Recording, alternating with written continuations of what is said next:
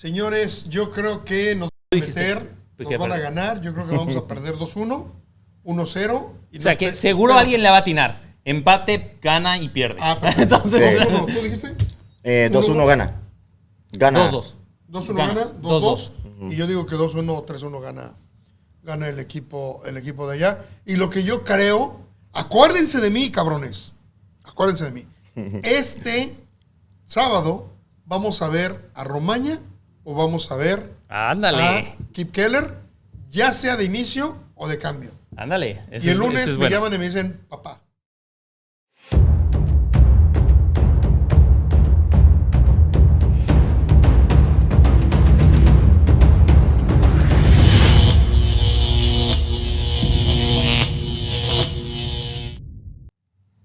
Muy buenas noches, bienvenidos una vez más a FCTV. Yo soy papá. Soy papá. Acuérdense que les dije, Romaña entra por Cascante o Keller entra por Cascante. Así es que me pueden llamar papás a partir de hoy. Les damos la bienvenida. Hoy es lunes 12 de septiembre de 2022. Vamos a tener un programa en inglés. We're going to have a show in English. So stay there. You're gonna have fun, definitely. Vamos a tener un programa muy bueno con muchas polémicas. We're gonna be talking about a lot of stuff, but I'm gonna introduce the guest. First of all, don't forget to follow us, Club Deportes. Síganos en Club Deportes en todos lados y también puedes seguir Jorge Iturralde en todos lados. Hoy tenemos apoyo de media y abajo un pollo pixeleado, pero está porque nuestros monitores están que no funcionan el día de hoy. Señor Jerry López en controles, pásanos a la cámara número 3. We are going to switch over now to English, and we're going to, you see, this is the people that's going to be on today's show. You know, Miguelito, Imani, how are you? Welcome. Doing really well, thank you. And we're going to wish you happy birthday. Happy birthday, it's your birthday. Happy birthday. Thank you. So we're going to be talking. We're going to be talking. Besides the game and everything that we talk all the time, we're going to be talking a little bit about the stuff that went around with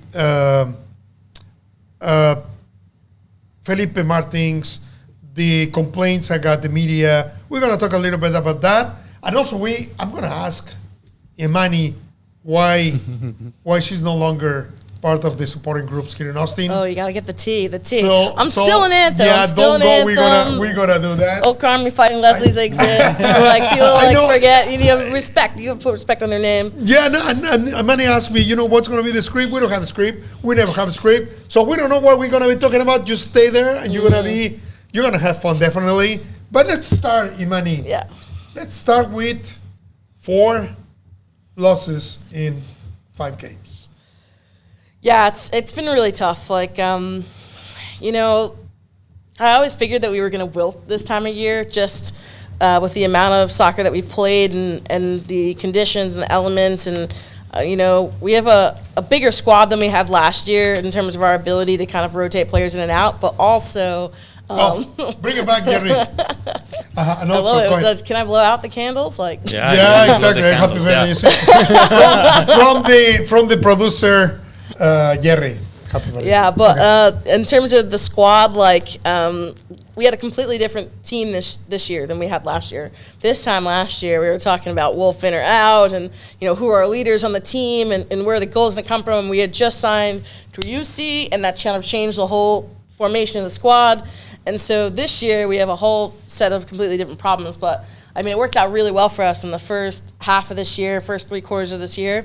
A lot of teams didn't know how to adjust to our attack, didn't know how to adjust to, Arruti, Driussi, Fagundes, even Finlay. Finlay's been way more productive this year as a whole than I thought he was going to be. Mm-hmm. But now I think teams have kind of adjusted to the way that we're going to play, and they've responded to that. And we could talk about this more, but... we play our best. I agree. We talk about last year, but 3 weeks ago that we just beat LAFC, we were thinking about the first place. Now we're in trouble to be if we're going to support the second place. I mean, Even the fourth or place. the fourth place. Uh-huh. I mean, it's a completely different story now. I mean, at that time, after the 4-1, everybody say, best game ever. We are ready. We're gonna be champions. All those stuff. I think even the players thought about that one and start to be, it's gonna be easy and start to be relaxed. And now the consequence of that, now we have 2 points very close, Dallas and Africa. There is like a fantasy on the LAFC game. Okay, and I'll tell you. We were so prepared. I mean, I think it's a fantasy because we won 4-1, right? But on the moment when or the time when at the moment that hold on, when LAFC loses or lost against Dallas and against Houston, which is the worst team on our conference, it was the worst team. When LAFC loses loses those games, the fantasy is like it's over. I mean, LAFC, it wasn't what the LAFC used to be a month ago, or at least in 1 month. But at that time when Austin was over there was the best team ever. I mean, no, it's by still far. the best. It's still the best by 9 points. It's still the best, but they lost against. You see, I know. I mean, wait. They on 5 games, they lost with San Jose, they lost with Austin, they lost with FC Dallas, and they lost with Houston. Mm-hmm. It's like us. It's like us. Yeah. I mean, it's the best team. Yeah. And you know why it's the best team? Because the ones behind, they're the same. Yeah. We're not playing good. Well, they also changed the chemistry in the squad. They made some big signings, some flashy signings, and kind of forced them into the team. Gareth Bale played more golf than football the last 3 years, And it's even Chiellini coming in. I think people always have a perception of MLS, and then they get here, and the game is faster and more physical than they thought it was going to be. So I think definitely there were some chemistry issues. Not to mention, you're in a squad like that. You're purring. You're top of the league. They bring in these big dogs. All of a sudden, you're not playing anymore. You're not starting as many games. That can frustrate some things on the side, and I think the relationship had definitely changed, and you kind of saw that little hiccup of like them trying to force these big signings in the team because you don't sign Gareth Bale and Chiellini to sit them on the bench. People pay to see them. There's pressure from the front office to play those players, and that kind of messes with the team a little bit. Not to mention, even in our game, I'm sure you guys talked about this, but Gareth Bale just hung out on the wing. It wasn't really doing anything. But you asked at that time in the LAFC, you asked to golf how they're going to maintain that level that they play. And they say, that's my job. We're going to be consistent. We're going to need to be in that level at the end, because it's the end of the core. Let's have the game. And we don't have it.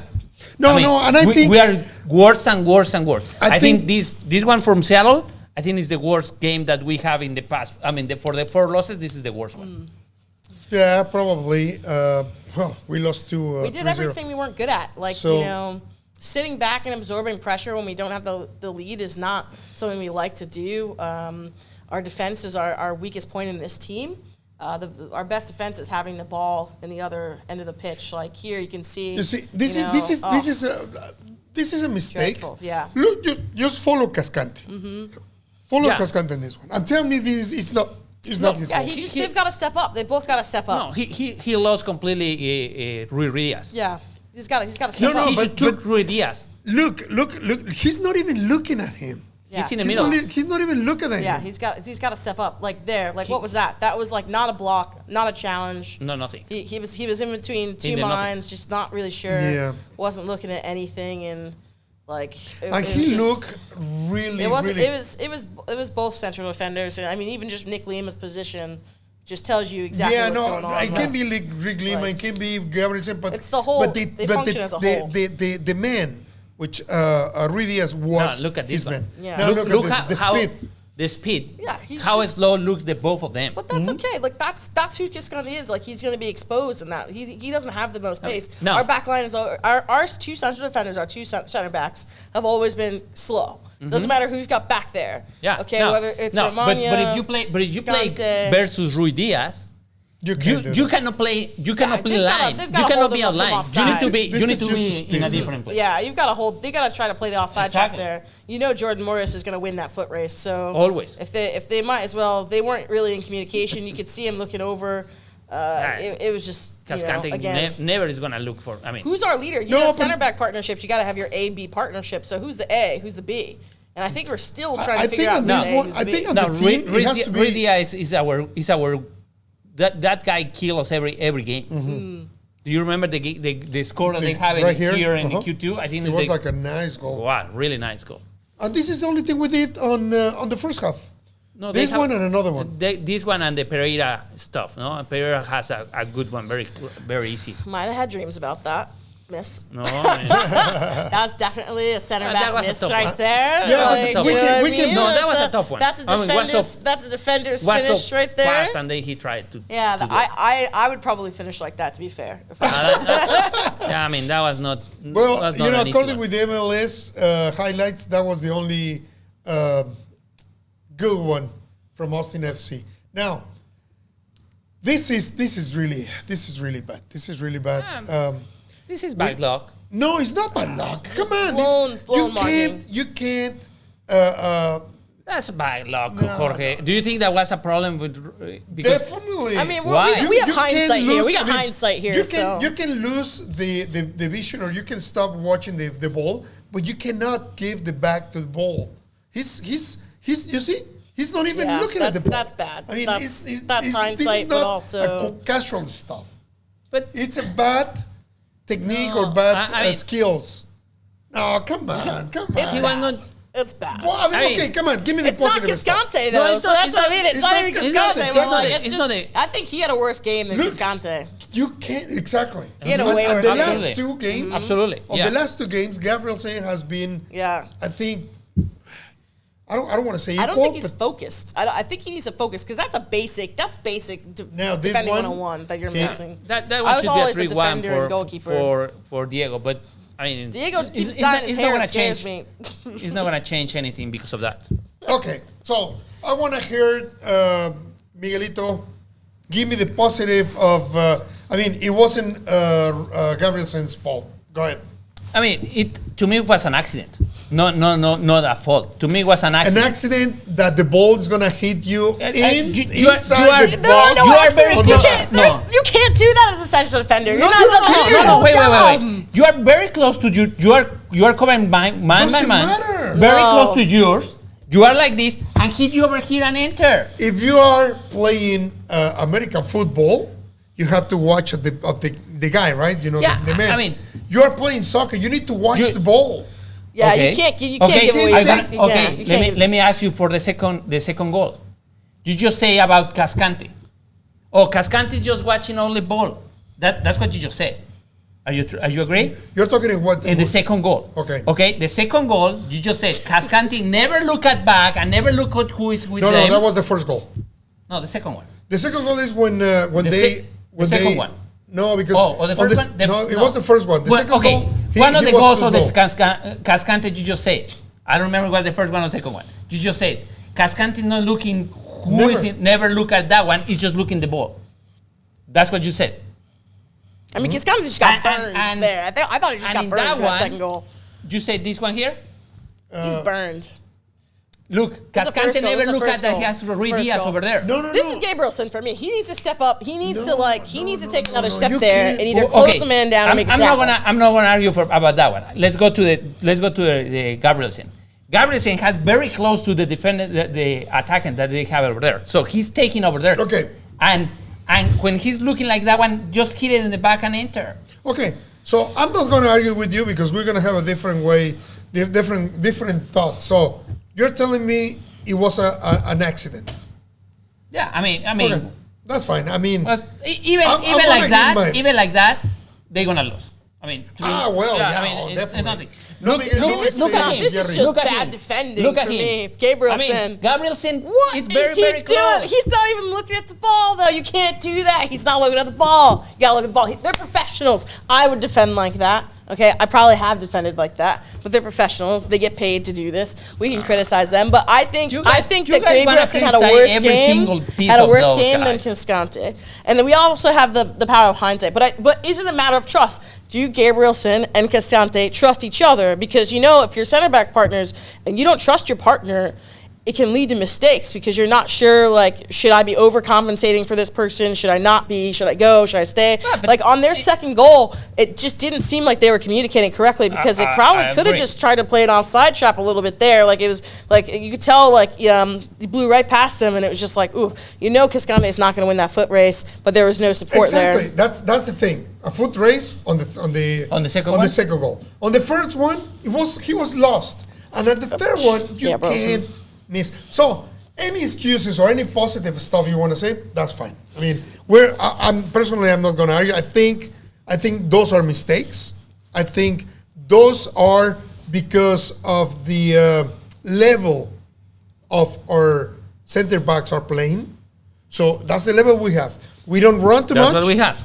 We don't run. We don't run equal to the. And you don't think that Wolf start to look very not experienced enough or inexperienced to not look at that one and start to make those adjustments? But we talked about that last week. I don't think so. We talked about that last week, and we said, you know what? This is a team that they're together, they're united. Mm-hmm. So they're defending each other. When somebody does a mistake, like Cascante did 4 or 5 in a row, in games one after other, and they say, no, this is not Cascante's. That's not because it's not Cascante's. It is Cascante's, but they are united. So that's okay. That's what you want from your team. This is the best of the team. The unity they have is the best they have. So, but there is something about the unity and about the reality.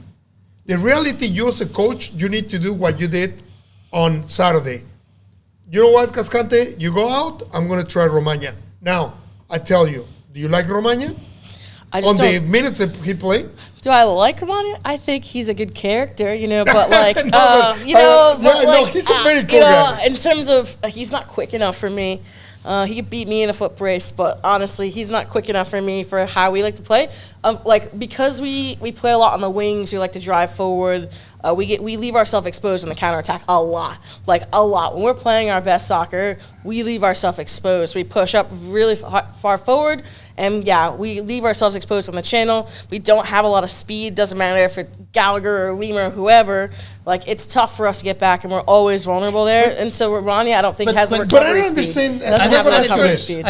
Why Romagna and Cascante did a great job in several games last year.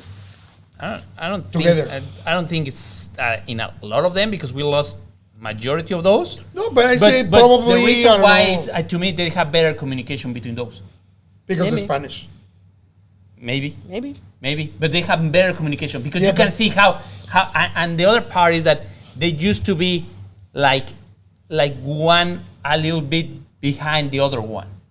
So with that one, you have that help in case that someone is missing. Now, you as a judge, let's say as a Josh Wolf or as a coach, if you see that, let's say, with on the play against LAFC with Chicho running the play they hit on the pole, he was running. Chicho won and I think it was a penalty. But anyways, the second one in Nashville, exactly the same thing. Mm-hmm. The third one, a game after, exactly the same thing, speed. Mm-hmm. Why you as a coach don't modify something? I mean, our back line is our weakest link. It's been our weakest link from day one. So last year, we didn't have last year, first ever season, we didn't have a lot of luck with our DPs. Our designated players, for the most part, were kind of like failures, very few exceptions there. Then we kind of fixed the attack. We brought in Giusi. Then we kind of fixed I was like, where's the leadership coming from? We bought in the experience. We bought in Arruti. We bought in Felipe Martins. All of a sudden, we have 4 players in the squad with over 1,000 MLS appearances. If you compare that to last year, we went from being one of the least experienced teams in the league to one of the most experienced teams in the league. So we're fixing the pieces. Now, the final pieces we got to fix are center backs and our 2 wing backs. What are we doing there? But it's kind of late. But we have 30 it's games late, already. but This is a next year. This is a Cascante, next season Garrison, problem. I don't This know is how a- many this is a next season problem. games they were playing together. So we cannot say they are Let's say correct. 28, 26. Yeah, majority of those. Okay, to me, it's inexperience of the. I'm gonna say it again. Inexperience of the coach. The coach should say, "Oh, this one is not working. Yeah, but I ask Make Wolf, a change." Okay, I asked Wolf 4 weeks in a row. Mm-hmm. I say, Wolf, do you have something? I always And he always say no. This is no, but he said this is the best we have. So I don't want to see. I mean, I saw Romagna playing on Saturday, and I saw him very, very slow, very heavy. He's slow. He's heavy. He's, as you said, he's a very cool guy. I like him very much, but he's very slow. So he's good to play in a league like Mexico or probably Colombia. But But Not we're in here. a different let me- time when we're trying to hold the lead and we don't have to worry about like getting it caught on the break and we could just kind of sit back, kind of keep possession, recycle possession, slow the game down, keep the game at a pace that's great for him. And yeah, but like maybe I will do. I mean, I know that it's late and you cannot do it now. That because the playoff We is have already 4 games, it's already there. But to me, you should change. Instead to play with 4, you should play with 5. So you have 2 and 1 that is always at the back helping you. That's the way that normally they play when you are not as fast as the other one. You add another defender. Okay, what I will do is I will definitely take one of them, which is or Ruben or Julio. I take him out, right? And I will go and I will feel safer with Ring. No. Don't I'm say talking that. about Nope. 4 games. No, I'm talking about 4 games. No. Hold on one second. Let me tell you what I feel. Nope. And then I will have Valencia and And Pereira. Pereira. We need these 4 games. We need points. We need to keep No. the second place. Well, I if mean, you're gonna I- have experiments, If you okay, if you wanna do like, that, I don't like experiments right now. No. I don't want to experiment right now. If you wanna do that, put Valencia and Pereira together. Yeah. and what you do with Ring? See, Ring- okay, so here's the and- thing about Ring. I mean, He's lost a What half you do set. with Ring? you move it out or Where? put You mean take it out of the yeah, field? or put Pereira or put Who? Do you remember Ring playing on the Valencia on and last Ring. year on the center back? Move Ring in the middle. Yeah, I don't- no, I he blocked played that 2 out. games. He Block played that out. really Just good. one really No. good, the other one not as good. Well, I mean, nobody that's a played good. big thing to be putting in. It's September. You cannot move any of those Like, changes. I remember That's that. like those are changes for like June Yeah, I or mean, like in May. exactly. right. Those are You're not right. September Not right now. You're right. changes. Not right now. Look at me. The I'm change like, that you could do right now, that only change that is not going to affect a lot, it's move Ring to number 6. Remove Pereira from there and put Ring there. Jerry, So Ring can help ponos to be there. yeah, la I think tabla. That's the only Danny one that you should can be make. the true This ace is- and for then move sure. Diego the This middle is one. okay. This is what I'm worried about. Okay, I Everybody say- now we're worried. Well, I will say, Listen, we need let's 6 points. let's have no, but not the 6 points. no. But let me see from The number 4. 5 points. No, from the 5 points and we play Nashville on Saturday. okay. If for some reason we're talking about, like 6 points, it's not Win our really. home games. If we lose another game or another 2, we can end up playing on 5th, and then The only forget- advantage that we have is that we have 1 game less. Yeah. give me Those that. guys have 31 games Game and in we hand. have 30. Yeah. Okay, game in hand. so that's a given. I mean, it's just a number. So that 3 points that we have to win it, that could give us a little caution over Okay, there to get it. so what you think about here? What do we have to worry? To keep the second place, to be on the 4th place at least, or because we're gonna have to talk the reality. Okay, Yeah. I'm talking about the reality. What can happen because you say The game on Wednesday, it's key. Beat Salt Lake. It's beat Salt Lake, Okay. and then you have with that one. but Salt Lake, what Salt Lake is looking for? What is Salt Lake? Oh, in number 7. Yeah. It's number 7. They want to win too. Like they want to win. They want to win. Yeah, It's Lake is number 7. Yeah. If they lose, they have a game in hand too. If they lose, They can- Galaxy can go up and going down. So do you think it's going to be easier? Oh no. Now we have, And then it's Nashville. And Nashville, let's say that we lose. 6 Okay. points. And Nashville, and they won over there, they're gonna be like 2 points very close to us with 2 more games. So this week is key. No. Fortress Sorry about that. I'm sorry about that. McCullough. If we lose with Nashville has 2 games too. So Nashville Correct. can be in 52 points. No. On But Saturday. Nashville didn't play this. They don't play in the middle They don't play in the middle. Okay. because I'm they not have gonna- one more game. I'm not going to got entertain it. losing to Nashville Okay. right now. So That's not- we're gonna be at 2 points. But not gonna entertain that. Dallas also is not playing. No, it's not playing because they okay. have also 31. All right. So this is the thing. We if we don't That's the get reason why it's key on Wednesday. On Wednesday, at the moment that we finish Wednesday, we're gonna have 31 like other games, other teams. So at that time, we're gonna see the reality. If we are 54, okay, now we can walk. 57 looks really good though. 57, and we're like, We were discussing 2 weeks ago, we're gonna beat 62, 63. yeah. We say I say you that we're say, gonna yeah, get 60. I say no, but I say we're gonna get 60 points. I don't.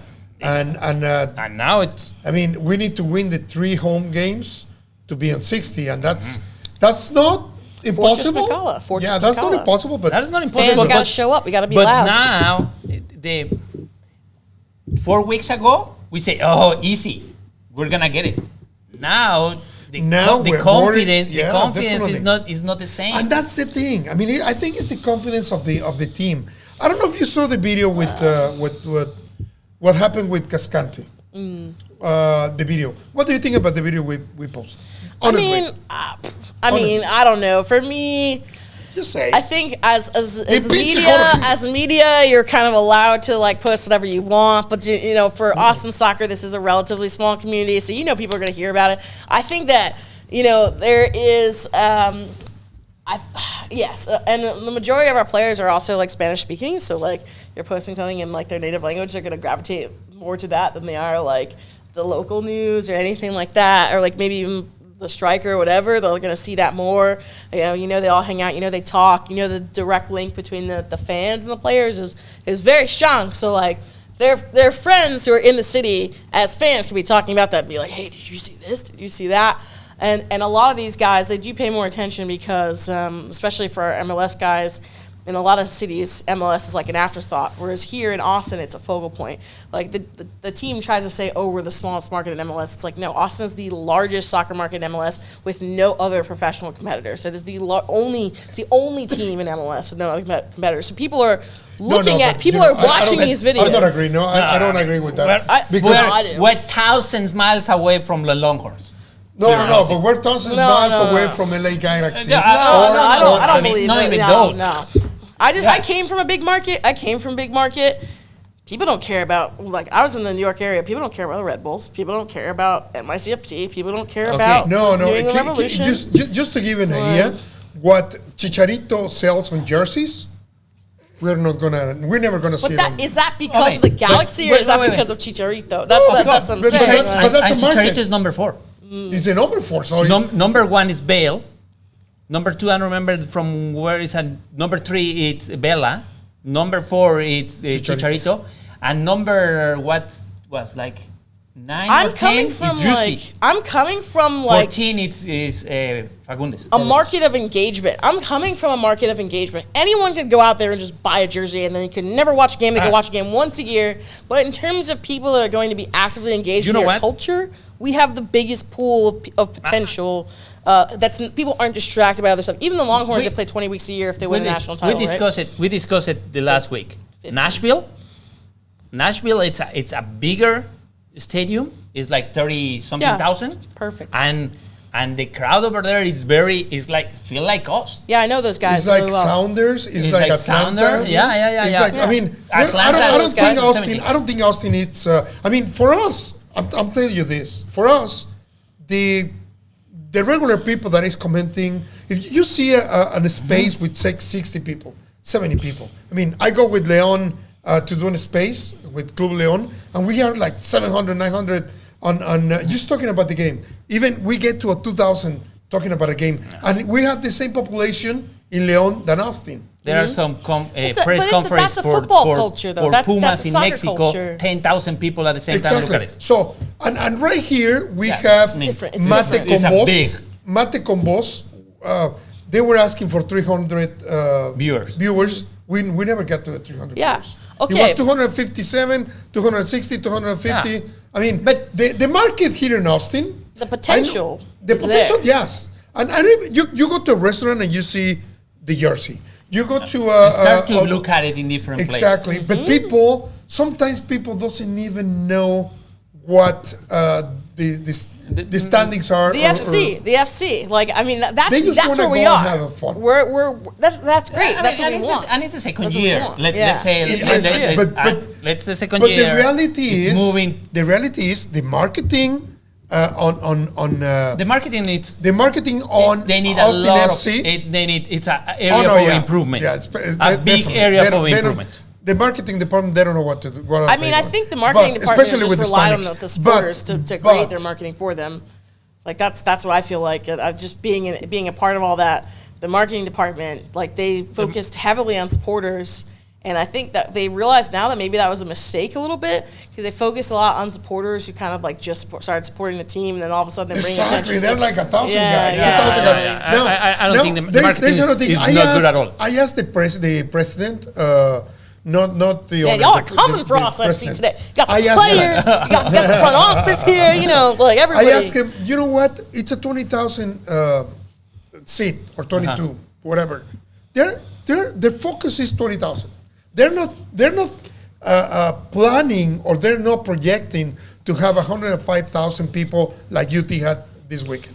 Not at all. They feel So really, our really market safe is going to be 20, because they have like 25,000. a 10,000 waiting list for those 20,000. 20,000. Which And, is and whatever it's, it is. there's not enough people. There's 20,000. so many people want to go to games. Like, okay, so like That's not 3 years ago, we're in a different place than we were, right? Because I remember 3 years ago, I was here, like,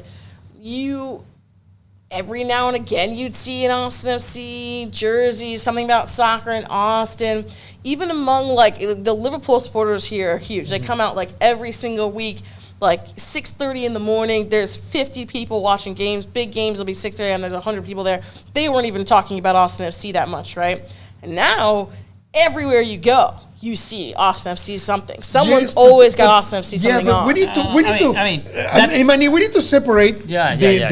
No. the fans, which is like you, Like you. and Yeah. the fans that they go to see Bell and they yell, they scream when they see Chicharito, and they are on the supporting sections with the Bell jersey waiting for Bell with the Austin FC. So that kind of people is not really people who is there for the team. They're just like tourists. I don't They know. go there to see the game, Okay. to take a picture, No, to have fun. Let's talk. Let's get into it. We'll talk about this because I think this is really important. I believe in what you're saying, but like, okay, so a little bit about me. You guys know I'm a huge Liverpool supporter, and I'm very lucky and blessed to kind of contribute to the biggest Liverpool supporters podcast in the world, the NFL Wrap. Guys that go home and away to every game. Born and raised Liverpool, love the club, love the city, and there's a whole concept of being like a red who regularly goes to matches and being a tourist, and like what does that mean and how does that manifest itself? And remember, Liverpool's 127 years or whatnot. Like it's a huge multi-generational club.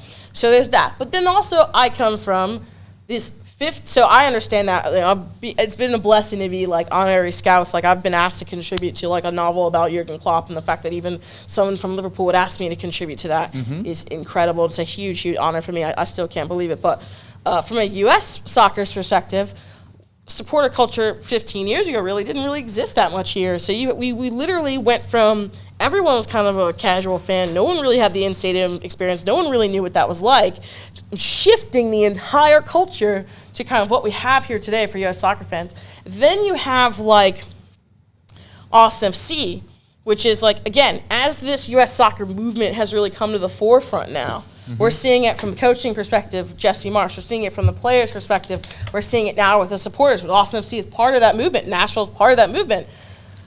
people still were oblivious, right? Still just getting into soccer this year, last year. We're hosting a World Cup in 4 years. People are going from like nothing to like, okay, what is soccer? Oh, what is it about? Yeah, Okay, but- so like that, but you have to respect the supporter's journey. I don't believe in judging we people. respect on that. game. We're- I respect the We respect journey. that, and we You know. we respect the support. And we think it's amazing. Yeah, it's but amazing. we're just to compare. They are different, but How many fans? And this is a stat that went out last year. How many fans America has or Chivas? Millions.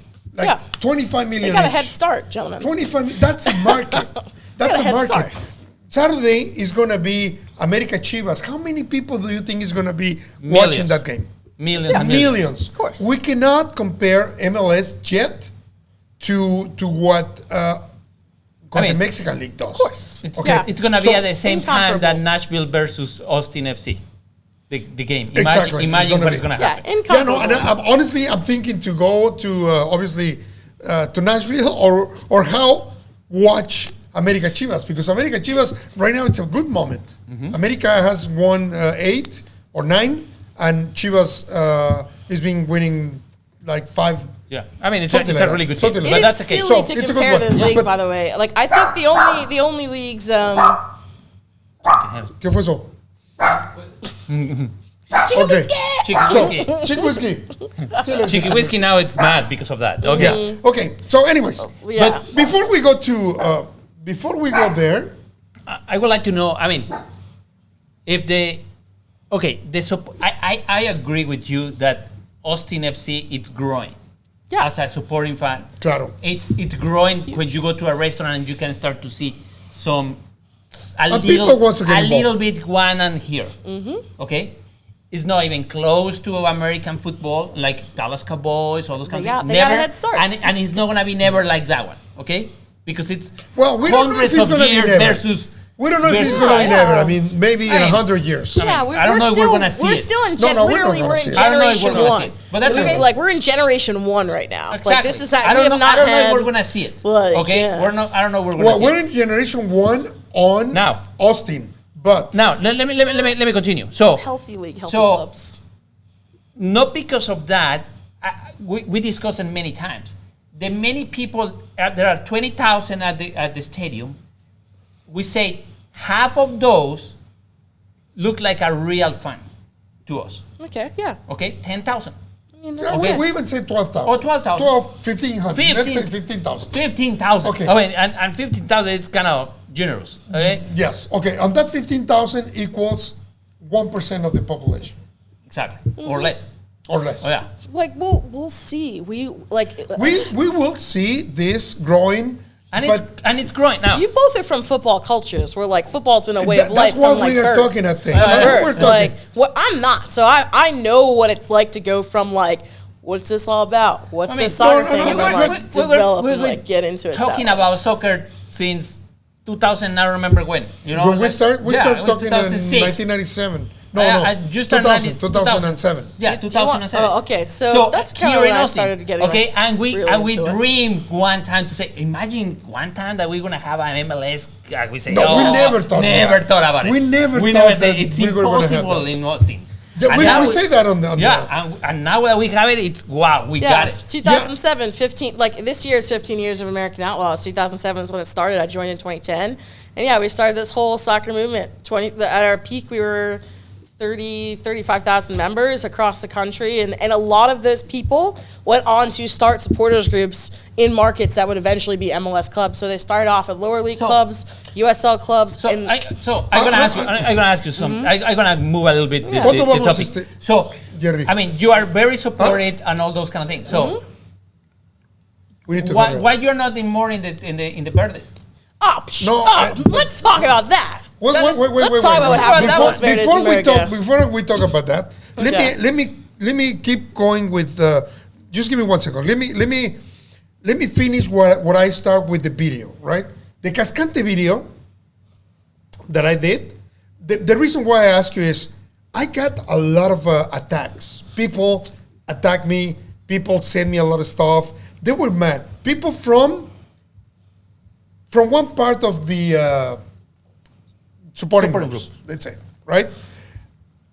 And people that But that happened in the first game. that happened in the first video that I did. Exactly. Yeah.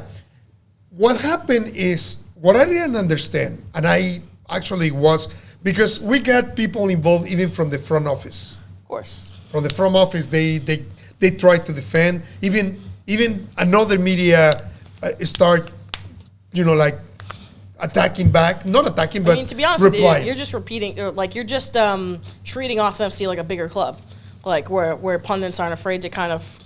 But that's the thing. I got people from Los Verdes, and this is there. People from Los Verdes saying, not me. Some people, because there's a lot of people who is not happy with some stuff, and they send me stuff. They feed my problem. Yeah, there's a lot of bullies in Los So Verdes. I get some screenshots with people saying, you know what, Jorge did it wrong. I'm gonna talk to him. You know what? Let's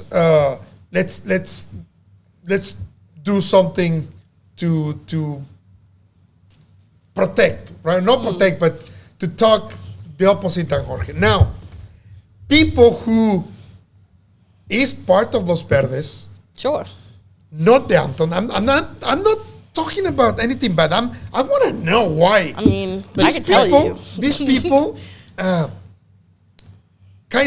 some people, like at least, I would say at least 10. Some people told me, you know what? Great video, but in private. They never say anything. And I told him, one of them, I told him, just put a like on the video. Yeah. No. Oh. But No. let me say something. let's chat. I start to receive Twitters to me, and especially after the game of that we finished on Seattle. And I say, you know what? Could be that Jorge is right. I mean, they never look at the defense as a problem in our team until we start with all this. Yeah, but my reason is I ask Brad, because Brad called me coward. You're cowardly. You upload the video, whatever. Well, Brad Taylor. Yeah. But I like this guy. Brad's great, but he also doesn't know anything about soccer until 2 years ago. And he's just learning about the game.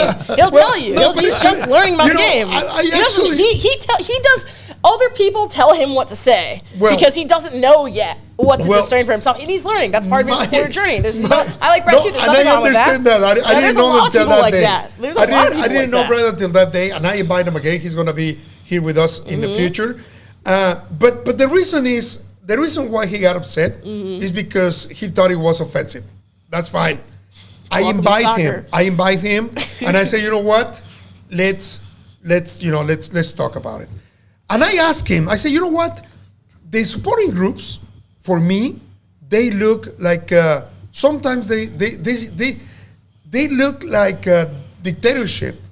They are. It's pretty terrible. Somebody is watching everybody, and I ask him, is that something that he said no. I mean, if he say no, I have to believe no.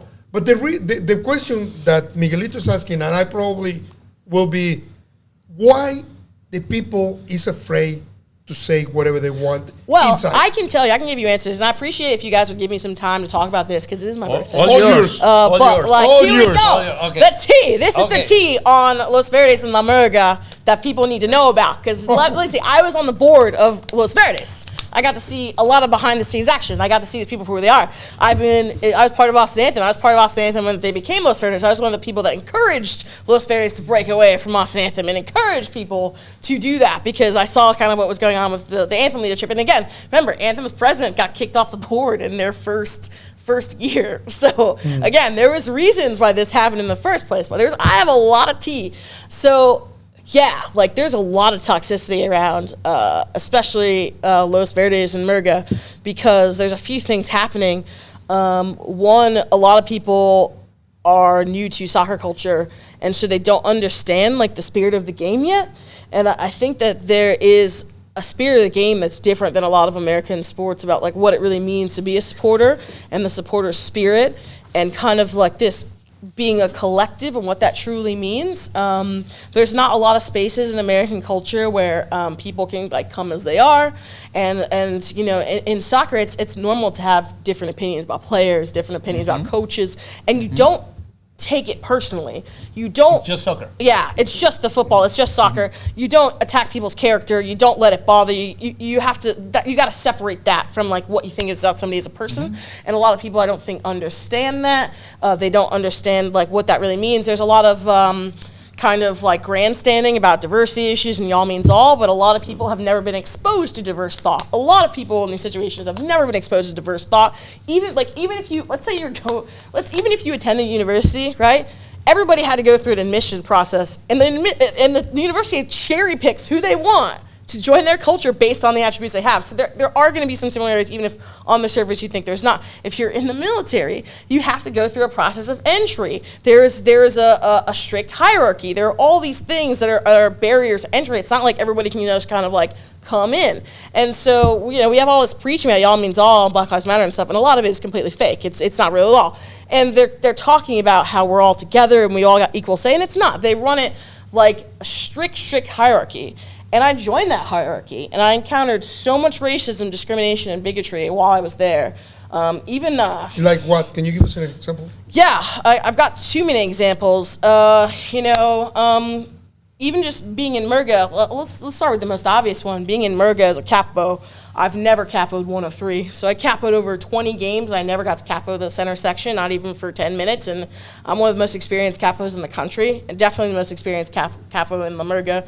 And they wouldn't listen to me or anything about that. And they would never put me in the center of 103. It's so interesting. Your most experienced capo to never put them in the center capo. And it's one thing if it only happened once, only happened twice, whatever, but never. Never. And you never asked why? Oh, I asked why. I asked why. I said I want to. I never really got a reason. Even being band capo, because of my experience with American Outlaws, I've worked with drum lines. I've been a band capo. I know like how the crowd should go. I know when we've been singing songs too long. I know all of this stuff because I've been doing this for 10 years. And somehow they never, they would be like, we need people to be a band capo. And I'd be like, I'd love to be band capo. I know how to do that already. I could definitely help. Especially now, we're training new people, help us transition. Nope, never took me up on it. For some reason, just pushed me under the rug. There were times where I was excluded from being in meetings. That other board members were, this is how discrimination works. Discrimination is not saying the N-word. The worst kind of discrimination always comes with polite language and legislation and culture. So I was prevented from joining certain meetings. I was prevented from joining certain committees, like the TIFO team. For some reason, I was prevented from joining the TIFO team. Even in leadership, we had to choose kind of what clusters we wanted to lead. I wanted to help lead TIFO because I've done 15 TIFOs. I was the only person who did 5 TIFOs in Austin last year. 5. All the supporters TIFOs for Austin FC, and then we did the 2 for AO. So I did 5 TIFOs in Austin last year, and the artist that we used for Austin's first TIFO was also the artist that we used for one of our AO TIFOs. So I literally worked with this person before, and it got to the point where, again, I've done 15 TIFOs. I've done 6 total TIFOs in Austin because the first ever TIFO done in Austin was an American Outlaws TIFO back in 2016. But yeah, they wouldn't listen to me when I would make suggestions about things. Explain. I'm completely new about this one. Yeah. So who decided to say no? You cannot go there. Yeah, that's a good question because I don't understand how after all this experience, and again, at this point, I am on the board of Los Verdes, so I should have the same level of equity as other leaders. No, they kicked me off the board. And how many people are there? 11. They call it. They're starting 11. They kicked me off the board in such a weird way. They made a bunch of false claims. Okay, so this is where racism comes in. This is why it gets racist, okay? So apparently there were 27 complaints made against me. 27. I was only notified of 2 of them, right? 2. 27 complaints made, only notified of 2. Now, I asked who made the complaints. They said they can't tell me who made the complaints to protect the person's identity. But it's not really, because it's so basically, you're not telling me what the complaints are. You're not telling me what made the complaints. They didn't interview me about what happened. If you're not telling me what happened, that means you didn't interview me about what occurred, right? So then, what's the difference between it being like a real complaint versus hearsay versus people purposely making complaints, because this happens to black people all the time, to like complaints build a about case. Your behavior? Your behavior on the stands or out of the No, stands? it was all Slack. It was mostly Slack stuff. It was stuff that happened on the internet. It wasn't things that happened in the stands. Remember, we have people fighting, harassing people getting banned from the stadium. People aren't really questioning them nearly as much as me saying I don't like something on Slack. Like, we have a code of conduct, and it's supposed to do online and offline, right?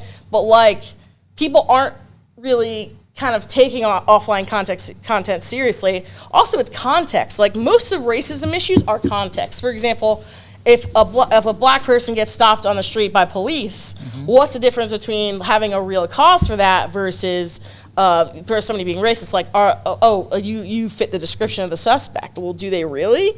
Or is it just somebody called and said there's a suspicious person on my street? Because content is everything for racism. The reason why I ask you, like, if there is those 11, between those 11 people, I just want to understand how that works. Yeah. So between those 10, because you were one of those 11. I was illegally removed from the board. It was at illegal. that moment, they vote? Yeah, or how so that works? they illegally removed me from the board. So what's supposed to happen is that there's 3 ways that they could remove somebody from the board. They can call a general meeting and place a vote for a general meeting and tell everybody they're going to vote. They can call a special meeting, and everybody who attends the special meeting, anybody in membership who attends a special meeting can also vote. Or the starting 11 could just take a vote and just let it be 2/3, and they can do it. And there's no.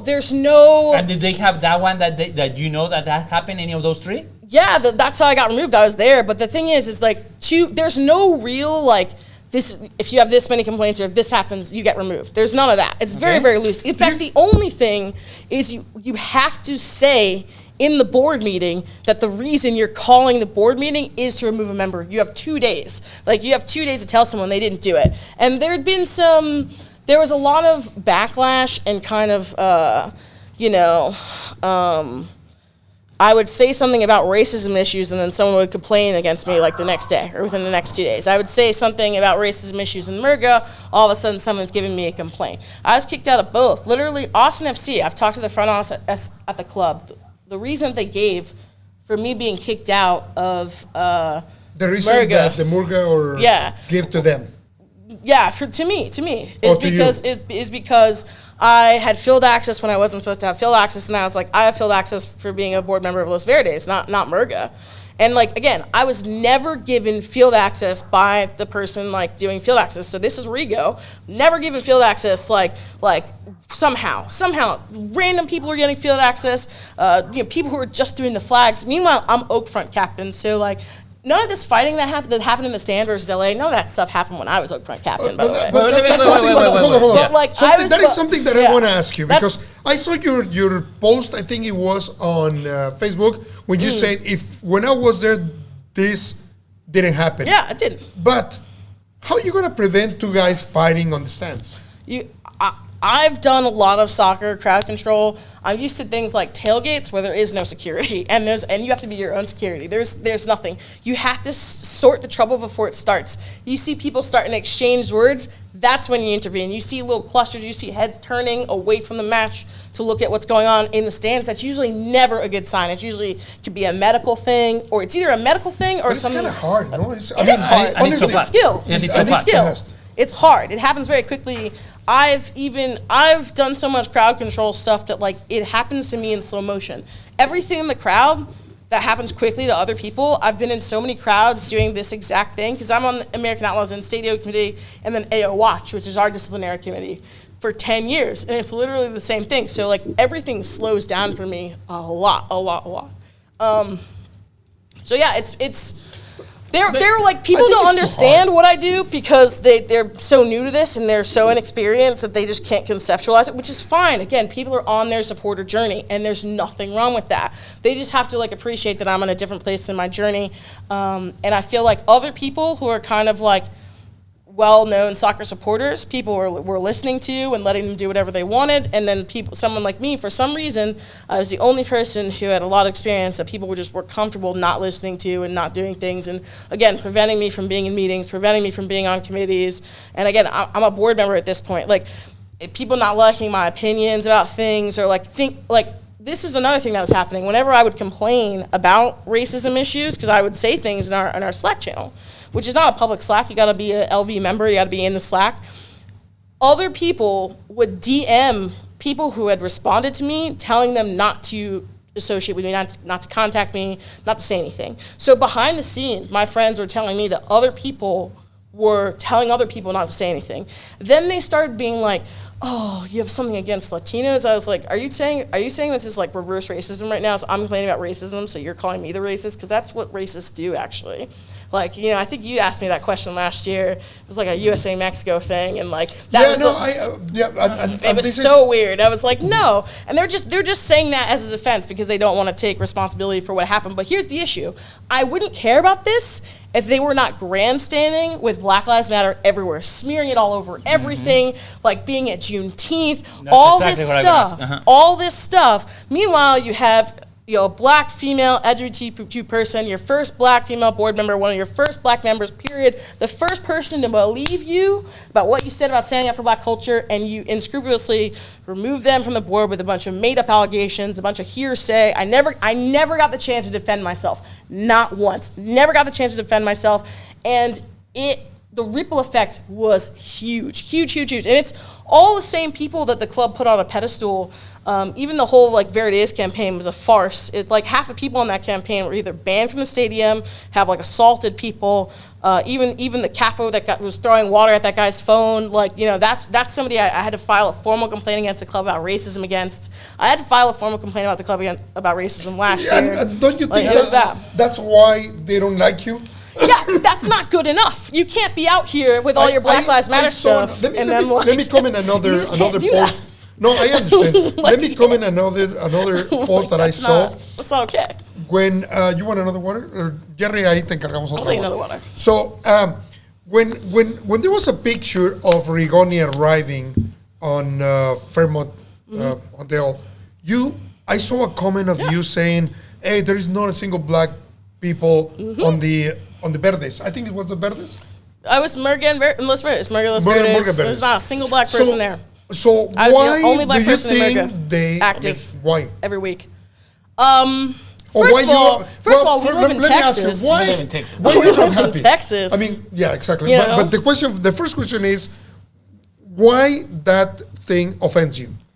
Well, here's the thing. I don't at this point, we're in, Black Lives Matter happened, and it was an awakening for a lot of people who are not black.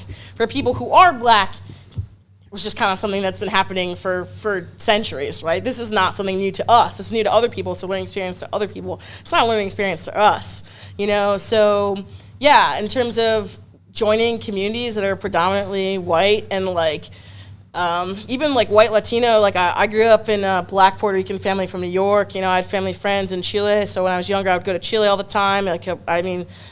I've been to South America more times than I've been to Europe. I went to school there for a month and a half when I was a kid. My Spanish, I understand it, but I speak it very badly. But I understand. Yo entiendo mucho, pero no hablo.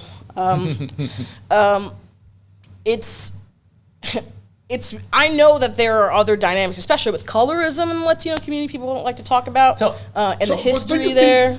Don't you think you can complain with somebody else? Exactly. It's what I'm going to ask. I mean, who's the leader? Who's the boss? Exactly. Who's the president? Who is saying, no, you cannot be there? The president, the board, all the big wigs that you know about, people that they're Have you tried to talk with those guys? Oh, I've tried to just have a conversation. They won't even have the conversation. See, this is where the racism thing comes in too. If you can't even have a conversation and acknowledge that there's a problem, then you can't fix it. Okay. You know what I mean? Absolutely. Racism is a disease of the human condition. It exists everywhere. Right, but also, if you're not willing to have a conversation and you're not willing to try to solve the problem, then you can't be putting up this Black Lives Matter stuff, and you can't be I'll never forget the first Austin FC game ever. The banner was not Los Verdes. The banner was not Austin FC. The banner was not Welcome to Austin. It was Black Lives Matter, and there was not a single black person holding up that banner or even pictured. This is Austin FC's first ever game, period. This is something that, they're Los Verdes. Slogan, but it's not a slogan. No, for I us. understand, but they're Los Verdes, and they don't tweet in Spanish. So I I don't get offended. I actually Not here. help. No. I I mean, help but it's a sometimes different- it's a translate it different or thing, something. you know? But I heard something. I'm gonna have to tell you that when I ask somebody, hey, what is the money? Off the record, they told me that they kick you out because you did something like in one of the reunions on Hop Squad. That's where you guys get together. Oh. Wait. I'm going to tell you. wait. Yeah, I don't know. tell me. wasn't I there. can't wait to respond to this. I think I know what you're gonna say. wasn't there. They say you were drunk and you were going to drive your bicycle like that. Oh my God. Okay, so this is again. I mean, First- don't let's talk about think this. this is real. No, and Don't think this is real. let me preface this. From here, Let me remember? preface this by saying that me and Hopscotch are cool. I talked to the management at Hopscotch. We're all buddies. Like we've already discussed and have this out, and we're all in a good place. But what happened there? And that was Austin FC's first ever game period. So that was like the LA game away, right? So. No offense to you fellas, but I'm a very big black lesbian in football. You know what I mean? I can handle my alcohol. I know how to handle myself. I've watched football all over the globe.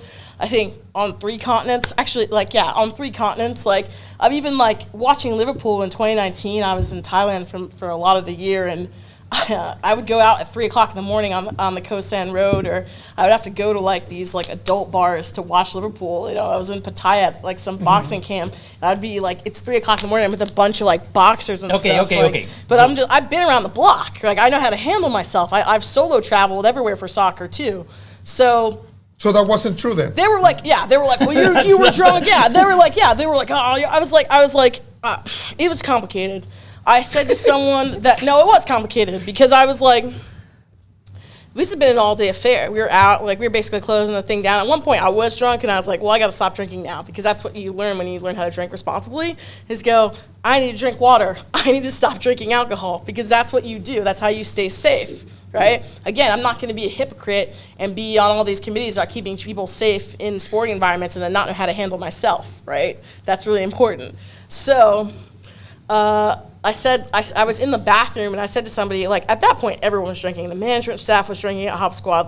This is tough to talk about. We've already talked about it. I think everybody at Hop Squad also knows, staff was drinking, staff was partying. And so I was in the bathroom and there was a manager at Hop Squad in there and she was hammered. I mean, she was slurring her words hammered. And I was like, yeah, I'm probably going to have one more beer. Do you guys mind if I hang out for an extra hour? Because I don't drive drunk. I don't ride my bike drunk. I check that clock. You know what I mean? I'm like, when was the last time I ate? What time is it now? Again, the Hops Club was closing at 9 o'clock at that point. It's our first ever game. I was like, I know you guys are going to be here for a little bit. You guys are all hammered. Do you mind if I just hang out with you for an extra hour?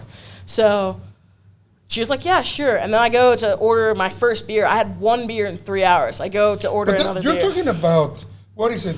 April 17, 2021. Yeah. That's why they're lying to people. They're lying to people because what are they going to say? We're racist and so Imani's kicked out of the group now? They can't say that to people. What are they going to say? They got to make things up. I'm gonna ask you an answer with a short answer. Okay? This is bigger than soccer. That's okay. This is bigger than soccer. This is So bigger than Los Verdes. This is bigger than Austin FC. Absolutely. So, do you try to talk with those guys to fix the issue? Oh yeah, they wouldn't have who? it. I tried to talk to, first of all, they wouldn't meet with me. So the capo who is throwing water at people, I'm trying not to, say their name, but that capo. So of the 11, you tried to talk with the but the it's leaders also, of they have their membership committee, which wasn't even elected at this point. The membership committee has weird powers that are kind of, there's no checks and balances right now, and they have there was no standardized reporting and no standardized interviewing and stuff. But they told you, okay, Manny, thank you very much, or they give you a letter, or they give you something. Basically, I don't know. Can I swear on this show? Yeah. I called somebody a dick and an asshole on Slack. I called somebody a dick and an asshole on Slack after their wife was racist to me, and they were trying to provoke me on Slack, and I was like, you're a dick and you're an asshole. And then I got a yellow card, and the significance of your yellow card is if you get 2 yellow cards in a 6-month period, then they can throw you out of the organization, which is pretty significant, right? So, but they didn't ask me why I called someone a dick and why I called someone an asshole. No, but if you say it, it's already... It's a yellow card. Yeah, it's a yellow card. We're football fans, right? We're football football fans, are we going to be that hypocritical? I stand there, I see what people are saying, what people are doing. It's supposed to be online and offline. Let's say like this, Online Imani. and offline. Let's say like this, Imani. You kick somebody, you have a yellow card, and then you score and you take your shirt out. They're gonna give you another yellow. Yeah, card. but this is months ago. So they give me a yellow card for that. Meanwhile, they're letting people say all sorts of stuff to me and not saying anything about that. So okay, so I can't defend myself, but other people can say whatever they want and then not get in trouble. So this is confusing to me. Here's the other thing is do you think that is not a misunderstanding?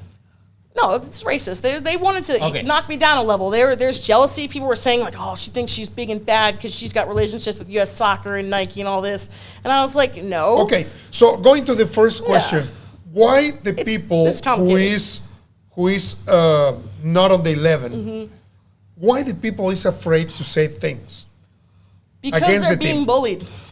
Because people will direct message them privately and tell them not to say things and not to do things. Not to mention there's leverage. There's a lot of privilege being handed out to the starting 11. People forget that. They're getting invited to exclusive events. They get to meet the players. They get to hang out with the players. They get to party with the players. They get to do all sorts of things. Austin FC is being commercials. There's all sorts of things. They're on the Instagram, right? And for a lot of people who aren't soccer fans, it's kind of a big deal. So they don't want to, if you kiss certain people's butts, then you don't want to jeopardize that. There's a lot of shady stuff going on in the supporters groups, and they're petrified of me because I have a bigger constituency than them. I don't have to depend on the same 5 people for soccer exposure.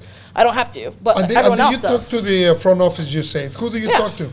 I mean, mostly marketing, fan engagement, security even, you know what I mean? Houston away last year was terrible. We had that big brawl. It was a brawl of people. The bad part about Houston away is that we had people in supporters club leadership purposely go into the Houston section and throw a smoke bomb. They went in the Houston section, threw a smoke bomb, and they started that entire brawl and put everybody in danger. Somehow, I was blamed for that. You? Yeah, people blame me for that. People said I was victim blaming. We were trying to. I was I was literally shoved out of the way. People were trying to get out of the stadium right after full time. We were wait, just we're the away team. We should be waiting for 20 minutes. I was shoved out of the way. Somehow, after all that stuff, I was blamed. But the identities of the people that really put all of our supporters in danger were kept secret. For some reason, they didn't want to tell the membership who had put them in danger, and so people were able to get reelected for things because no one was ever told that they were the ones who started that massive brawl that had people get beat up, etc. I'm going to ask you, I want to invite, first I told Gabriela and I told Rigo many times that I want to invite him, and I want to invite, I'm going to send him a message, but I want to invite him, and see if they can be here next week.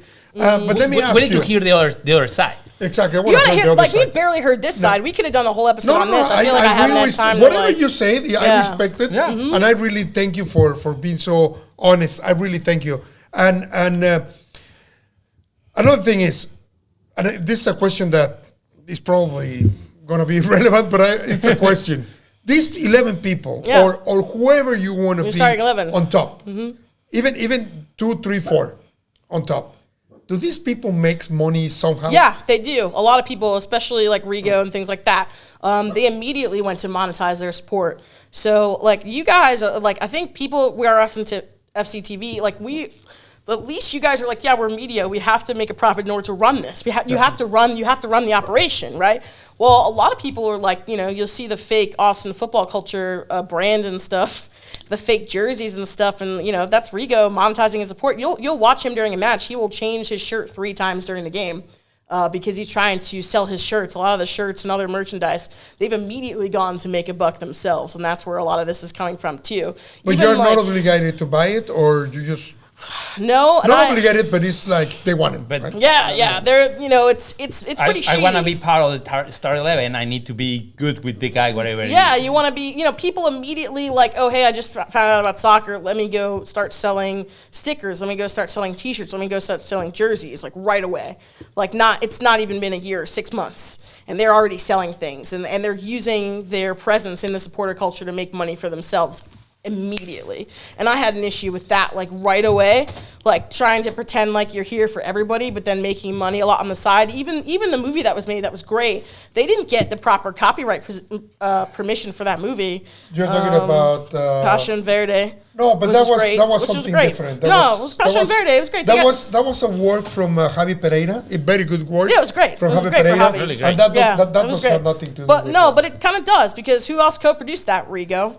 You know what I mean? Like, I think Rigo helped, but anyways, go ahead. He's a co-producer. Like, this is more than help. But they never got the copyright permission from the team, from the league. Nothing. They just shot the movie, and then it was like, okay, they're like, you can't release this now because you didn't get the right permission. And it's a great film. I think it's an essential film to understand soccer in Austin and soccer in the United States. Like, it's an amazing film, but they didn't go through the proper permissions. And again, you immediately go to the idea of trying to monetize your support right away.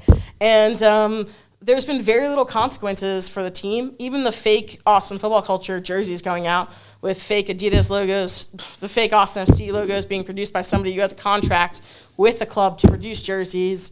They haven't really done anything about that, and they're rewarding them with media access and everything like that. And why should they stop?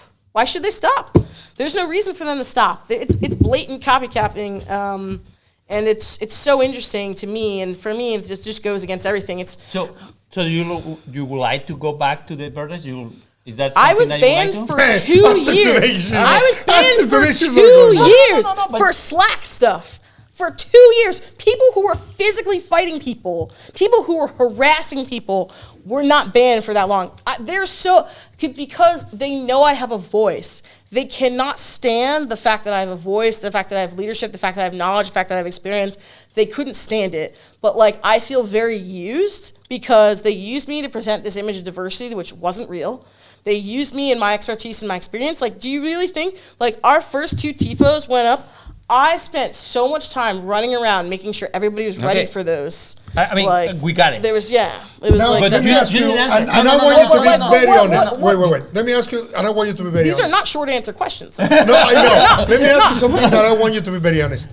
Did you ever make money on regarding, whatever on the supporting groups? No, not for Austin FC. And I only, like, literally, Nike paid me to do a World Cup campaign this year. They paid me like a model fee. Look at me, boys. Okay. But it was cool. What? Because nope, never. Like, bring people to HubSpot and you're gonna get something. Never. Happens all the time. Never did. A lot of them get their their checks comped and stuff. And like, there's a lot of shady stuff going on. Like, for example, Murga and Los Verdes leadership have their own private parking. So they have special parking spaces. So you don't see them early at Hop Squad because they're not at Hop Squad. They're at their fancy private parking spot where no one else is allowed to be. And they're partying on their own, and they're telling everyone else to go to Pop Squad while they're drinking their $1, $2 beers at their own private parking spot, and they're not telling everyone. And there's people who are musicians, and they got to bring the bombos, and I get that. That makes sense. People bringing bombos and instruments is okay. But there's plenty of people who are like, I've got to bring the song sheets.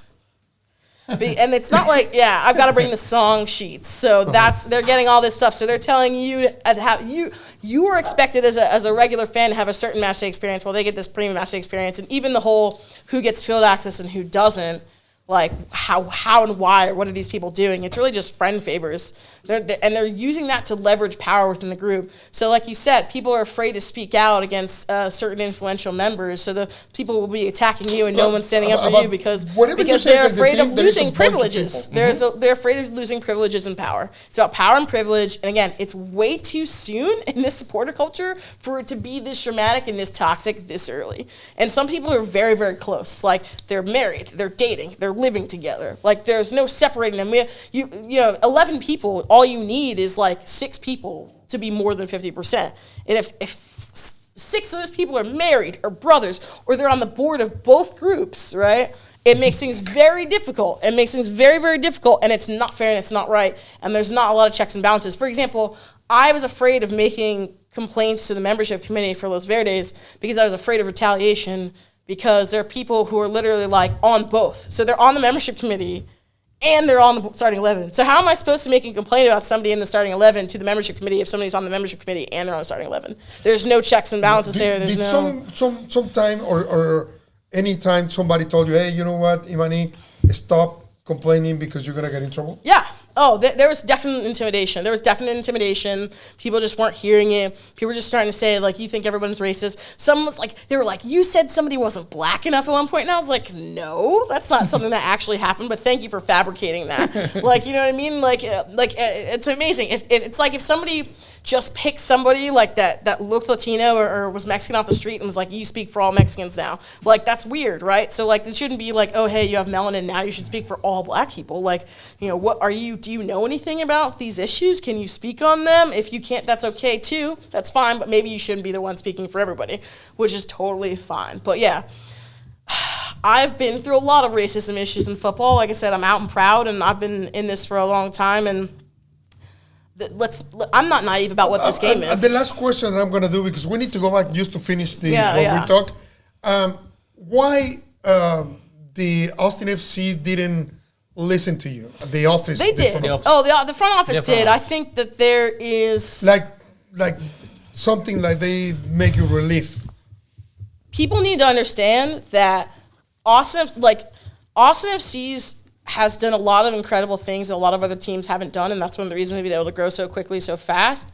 But the amount of control that supporters have is unlike anything you've ever seen. So I sat in on a board meeting that people said I wasn't supposed to sit in on, even though I was on the board of Los Verdes at the time, where it was like, you know, head of basically marketing and fan engagement and everyone. And they're literally like, well, how do you guys want the pre-match stuff to go? When do you want the announcer to be quiet so you can do your Lisa Verde, or where you can tell the rules? Like, what songs do you want to be played? When do you want to do the VIP thing? Who do you guys want to do the heartbeat of Austin? Who do you want banging the drum? Who do you guys want on the field with the players at the end of the game doing the MVP thing? You know, like, who do you guys want? Like, there was so much freedom. Like, we had people designing the jerseys, all this stuff, and half these people I'm not from Austin. I'm okay with that. I'm not going to sit here and pretend that I am, but a lot of people also aren't for Austin that are like pretending that they are, and like doing all these things that maybe that other people who have been in the soccer community for 20, 30 years should probably have the opportunity to do, like helping design the jerseys, etc. I mean, you've lived here for 5 or 6 years or 7 years or whatever, you're helping design the jersey now. I mean, maybe that's something that you should step aside and let somebody else who's been here doing soccer stuff their whole life do. And so there's been a lot of privileges and exclusive events and parties and things happening. And you want to have a reciprocal relationship. And one thing, I mean, again, the club has to be commended because they're trying to balance all these relationships. It's very difficult. They don't have a huge budget. They don't have a budget of a huge club. They don't have like the biggest marketing team, even the fan engagement team. I mean, the fact that we have people from the club travel with us to make sure that we're safe, to make sure, you know, we have free buses to games. It costs $5,000 to book a bus to go to Dallas, to go to Houston. The club is paying for that. Again, they're looking out for us. It's huge. It's huge. But I think sometimes because they don't want to offend people, they don't stand up where they should. But I finally have a path back to the Capo stand. Like, kind of Murga has been controlling the Capo stand, which is always going to be toxic. I mean, like, you should never have one group controlling all the Capo stands. It's never going to be good. And other MLS clubs have experienced the same thing. But that's finally going to be ending because it just hasn't been good. Like, there's a lot of toxic leadership of people who are claiming to be all means all and claiming that everybody has a voice, but they only want their voice to be heard.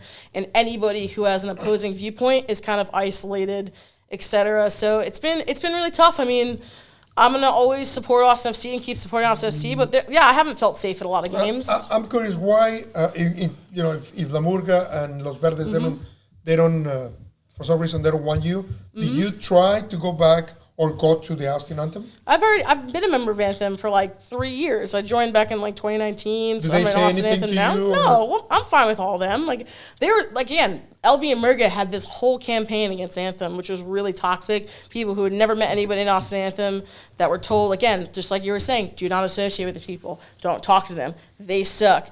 Like, roll their eyes. They would pretend to be all friendly, buddy to your face, and then as soon as your back is turned, telling them all this toxic stuff. So you heard all that stuff? Oh, yeah. I heard a lot. I saw a lot. Imani, I really thank you for all the honesty, but the question is, don't you think you're going to get in trouble after you say everything? I mean, no. I mean, I learned a lot. No. I mean, why? No, I didn't name any names. Please, No, I had somebody try to say they were going to stick a lawyer on me in the Capo chat for Murga, and I didn't even mention their name. they were just like, they outed themselves and they were like mad. But like, no, our relationship with Austin FC is good. I mean, like I said, the club has done a phenomenal job. I think, unfortunately, there are certain people who have been manipulating the situation in supporters groups. All of our financial stuff, everything, we have all teams meetings every month. All of this is available. Nothing I'm saying, I didn't sign any contract saying I wouldn't say any of this stuff. Like, it's totally fine. I'm not in the organization anymore, so there's nothing they can really do. And again, you can't be like Black Lives Matter, then try to sick a legal system on a black person because they said something you didn't like on the internet. That's against Black Lives Matter. So if they try again, you'll be hearing from the NAACP. Like, I've been very kind about this, and I've not pushed this as much as I could have. But I've been very nice about it. But there are things in the works. But again, if they want to be mad, they want to be mad. But the fact of the matter is like I spent a lot of time not really feeling safe going to Austin FC games.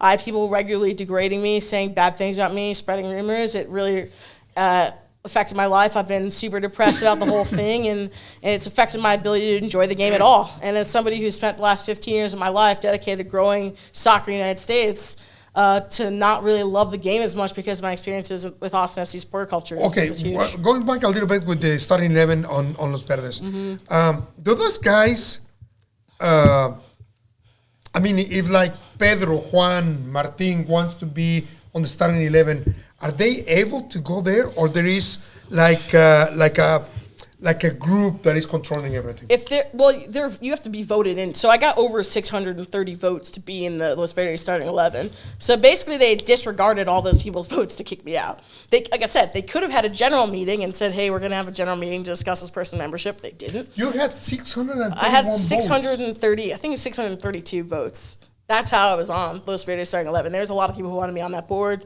I think I represented most fans well. I tried not to get into groupthink, and when everyone's angry and yelling about certain things, like even the Cecilio Dominguez thing, like for example, they were claiming that the club didn't want to meet with them. The club did want to meet with them.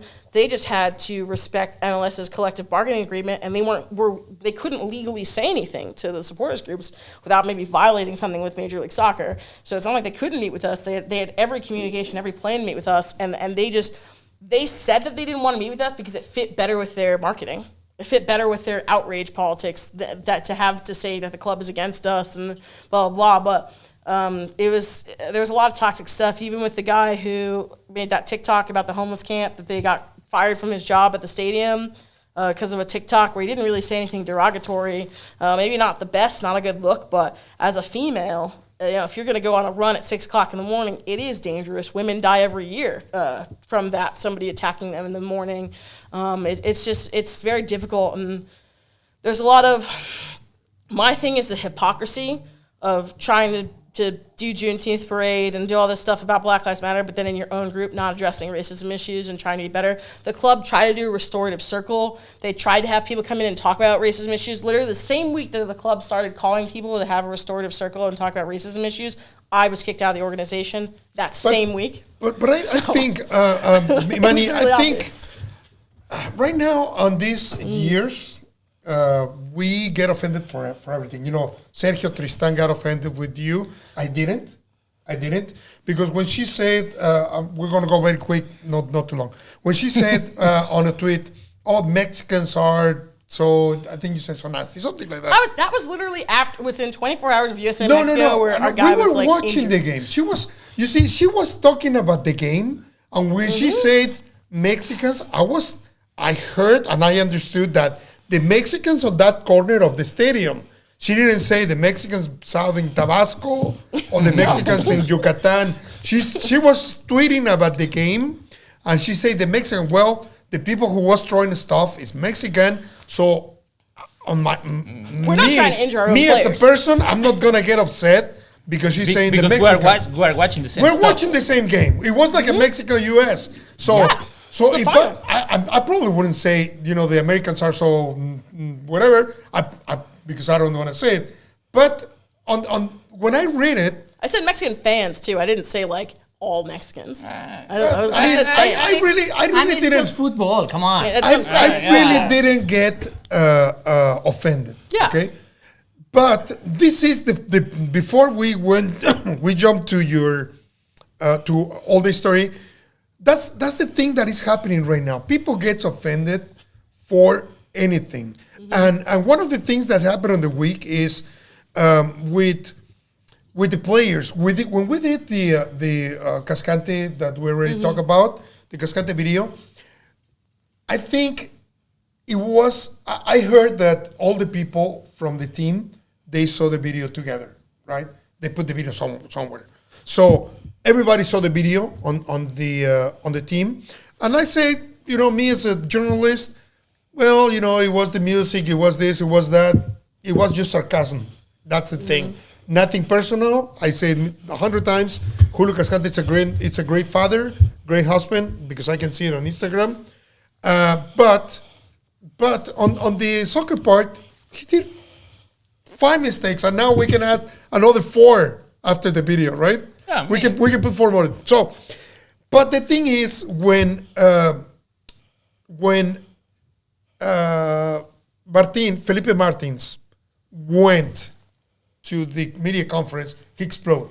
And I think he talked on behalf of every single player on Austin FC. Now, did I get offended? No.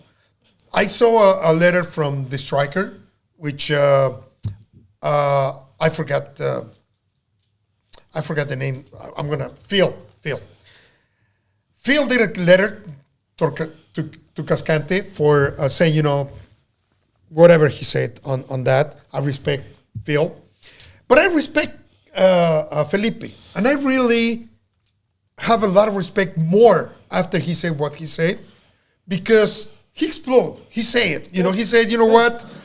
You should be with us. You shouldn't write. And he direct everything. Chris Bills asked him something, but he said, Iturralde, you are the one.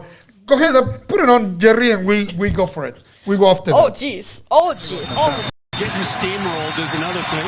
And there is the final whistle. 2 for 2 for the Sounders. We knew the playoff hopes was on life support. 2 wins was a I know you deliciously put together a nice rendition for Julio online, which I thought was really, it showed a lot of character. And, I think that's tough to see for our guys, but that's what you chose to do. He's had some tough moments, but he's had some great moments. Lately and throughout the year, that's very little that especially you put about positive stuff. So I think you should focus on writing more stuff about positive and about nice things, because we having a positive year, so there's not always negative. Lately and throughout the year, that's very little that especially you put about positive stuff. So I think you should focus on.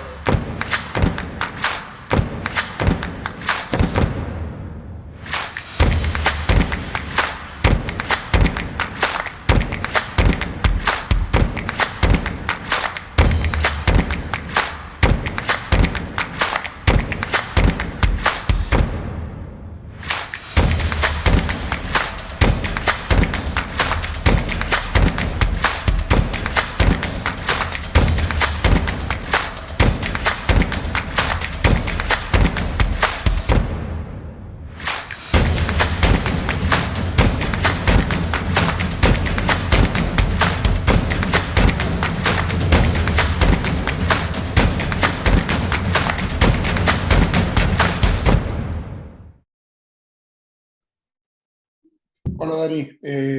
Van 2 veces que mencionas que te tienes que ver lo positivo. ¿Qué podemos sacar de positivo de este partido?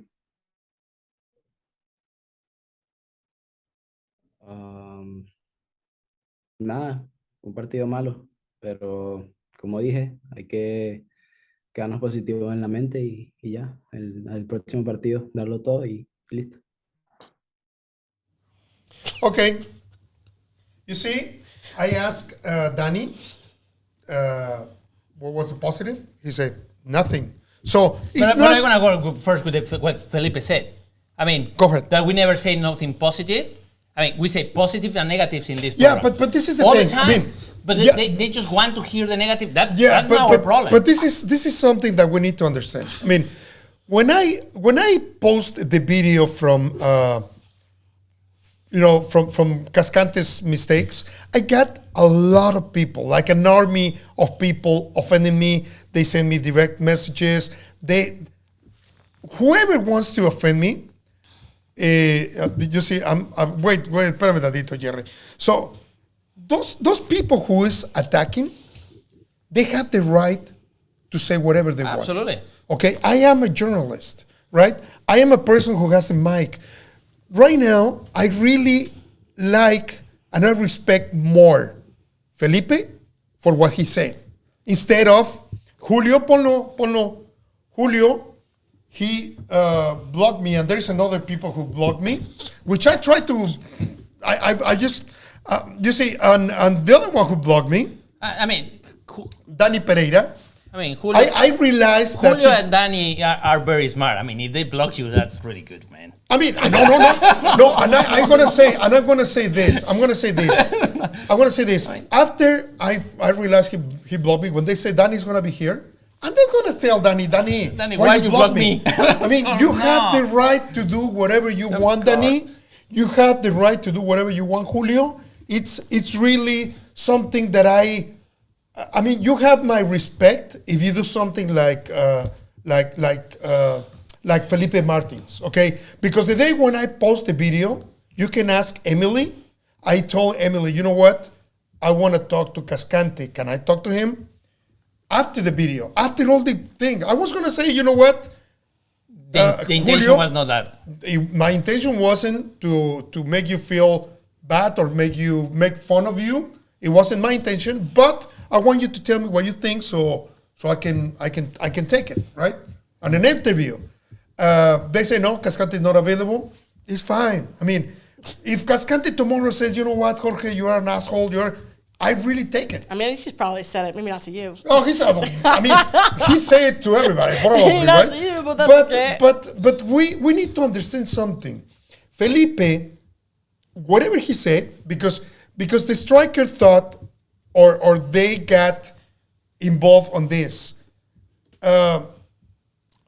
Felipe was talking about the video. He exploded for that. I know he said, you know what, you guys talk bad, you guys talk whatever. But the thing is, Iturralde, you are the one who's doing, that was for me, right? And I think he has all the rights, and I never answer, hey, you know what, why you say that, or why you do that? No. Felipe, I have more respect for you, if you're watching this. I have more respect for you, and this is my job. That is your job. You can say whatever you want. I say whatever I want, and I'm going to keep saying it. If you guys play good, I'm going to say you guys play good. If you guys play bad, I mean, do I want to be afraid of somebody blocking me? Definitely not. Miguel, I asked Miguel, because we were doing some football, Liga MX games, I don't know, 3 months ago. Yeah. Right? And we started talking about, he was invited to the show, and the way he thinks is different than the way I think. All the time. So when we talk about something that we're not agree, it makes more interesting. I mean, it's a different opinion. My opinion is not the truth. But it's just my opinion. No, that's it. And we are not. How can I say? Take it personally. No, not only that. If I think you are right, I say you're right, and vice versa, right? So right now, when we basically it was like coincidence to have you here, because all the things that the video is presented there, the results of the video, it was people getting offended, and people. I will say, I'm going to say this, and I said last week, people somehow I think there's people manipulated to do things. I mean, yeah, there's a lot of influential people. One thing I will say about Felipe Martins is, like, I 100% back what he did and what he said. And he's right about not enough positive things being said in soccer media in general. This is just a general soccer media and football media problem worldwide. There are not enough positives saying it's not just about you. I feel like, you happen to be called out here, but it's not just about you. And I think it's true because even in this show, like today, we didn't really talk about who did really well versus Seattle. Maybe it was nobody. We didn't say like, okay, who showed promising or what sequence of the game was this player most effective. We didn't talk about that today. So again, I think it's just people are actually quicker to anger than they are to joy. Outrage media, outrage politics, people make their entire careers off that, not you, but I'm just saying in general, in media, people are more likely to click on something that they don't agree with than something that they do agree with. But they don't have to agree. They don't have to agree. That's what I'm saying. That's what I'm saying. And that was the question to you. I mean, don't you think you are out of the supporting groups because they don't agree with you at anything? Yeah, there's some things, which is crazy because remember, I'm in American Outlaws, on the board of American Outlaws in Austin, AO Austin. I'm in, Liverpool FC, LFC Austin, and I love that supporters group. I think LFC Austin is the most diverse supporters group in Austin. You can always find your people there. Really, the guys from the most from diverse. Football and they're gonna get upset you've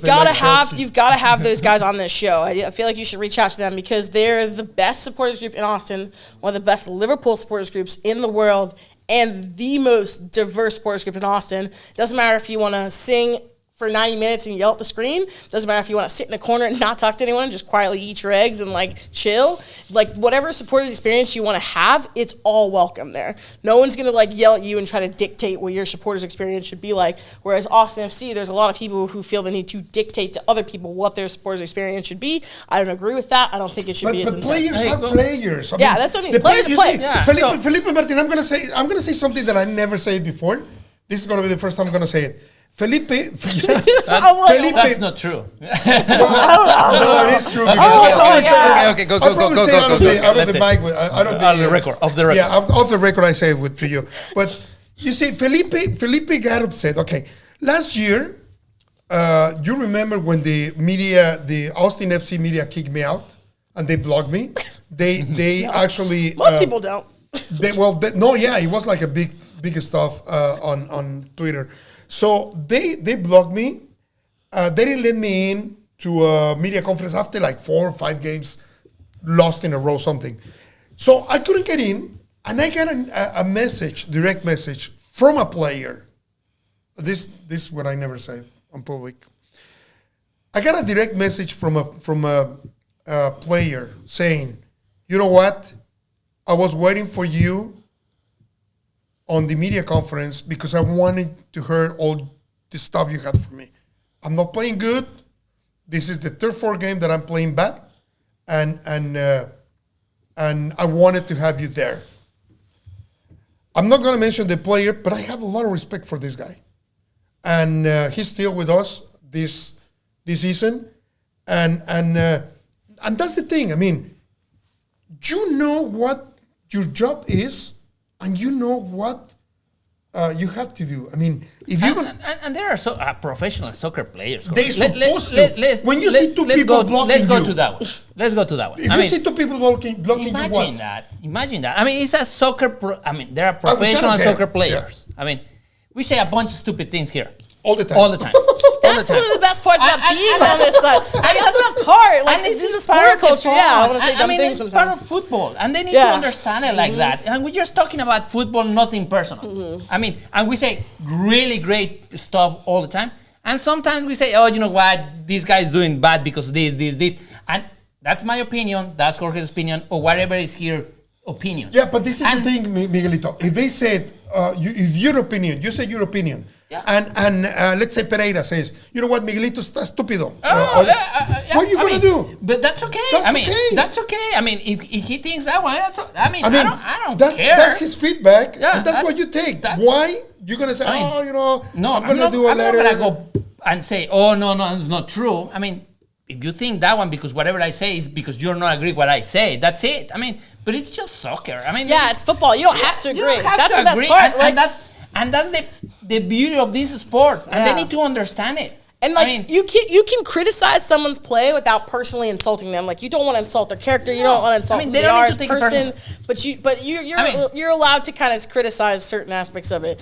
And I feel the same way. Like, supporter culture is not the media culture. Like, one of my big criticisms of Los Verdes and La Murga is how they claim to be about the people, but they operate often like a company or a political action committee, and not like a supporters group, like with everyone's best interest in mind. It seems like they only have a few people's interest in mind a lot of the time, and everyone else is just paying dues, and they haven't been giving back a lot to membership. They've gotten better about that, but not to the extent that they should be, and so yeah, I don't want the supporters groups to run like companies. We already work, and we already have hierarchies at work. We have hierarchies in our education system.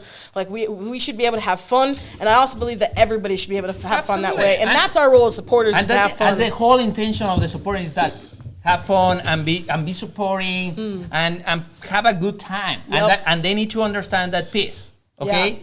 And this kind of podcast, that's the intention, that the people that are listening over here, it's having fun, and we have a lot of fun all the time. That we're saying we're having fun. And we criticize. Imagine that we say whatever we say, and you say, "Oh, this is incorrect," and you say, "Ah, yeah, I agree." Yeah.